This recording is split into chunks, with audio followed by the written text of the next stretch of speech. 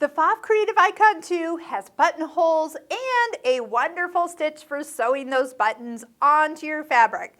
So no more sewing them on by hand. Hi, I'm Sarah from sewingmastery.com, and buttonholes and buttons I love to use for embellishments, especially on our Pfaff Stitching Cosmos online course quilt blocks that are all about mastering buttonholes. But here are the basics. We are in the menu 1, the utility stitches, and page 3. So down at the bottom, you see stitch number 19 looks like a picture of a button.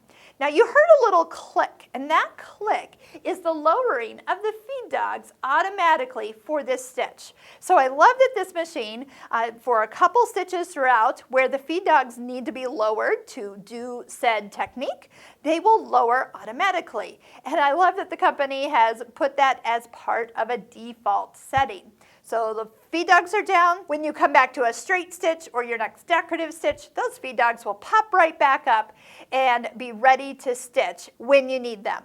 Okay, so let's take a look at what the machine says for setting up for feet.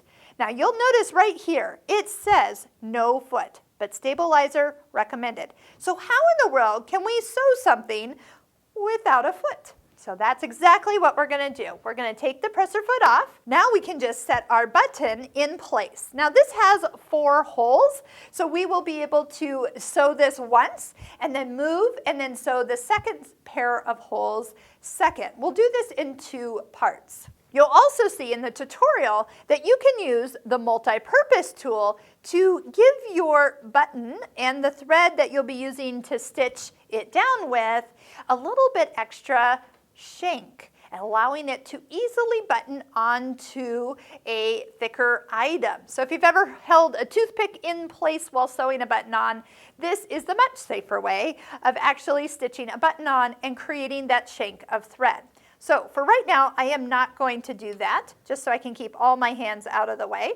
I do see that the needle is currently sitting more on the left side. So I'm going to hand turn the needle into the left needle hole. I'll usually do the front set of holes first because, as you'll see, the next thing we do is lower the presser foot down on the button. So if I have picked the front 2 holes, there's a little bit more real estate for that ankle to sit on. So how did this machine know what size of stitch width to pick? Well, that's kind of a funny story, is most buttons have the same cutout, even those bigger ones. But I always take my hand wheel, turn it until the needle jumps into the second hole safely, and then I'll step on the foot control and continue to sew. Just sew until it stops. You will find that that is a perfect amount. You can use the thread cutter and cut between the threads you're doing. So there's the cut for number 1, and then I can come back, repeat the same thing. So pretty much you get to see it again. Drop the needle into the left hole, lower the presser foot in place. If you didn't have a big button, I would have turned this whole piece around 180 degrees and stitched from the other side.